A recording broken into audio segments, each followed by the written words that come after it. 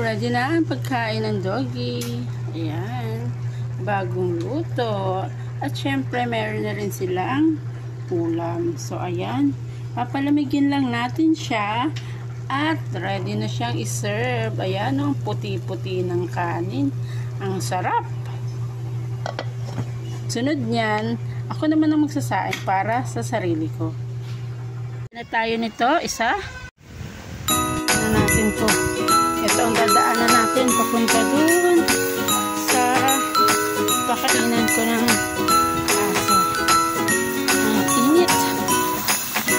Init, guys. Malahib. Malahib. Wala ko nag-garden. Mataas pa sa akin yung damo. Parang sakit. Ayan. Ay, wala akong daan. Parang probinsya lang to, guys. Diba? Tapos itong mga aso ko, love na love ko to. Ewan ko, sobrang tagal ko na rin silang alaga. Ayan. Kasi makukulit yung mga alaga ko. Kumain na. Ang taba-taba niya na, oh. Ayan si Putim.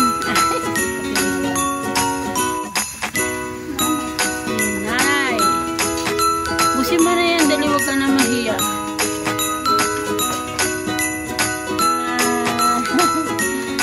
Ayan, hindi naman papaluin. Busog na din. So, busog na din. Oh. Thank you for watching. For watching. Oh, yan, oh, baby pa to. Alaga ko na to eh. Oh, kulit, oh, kulit, oh. Oh.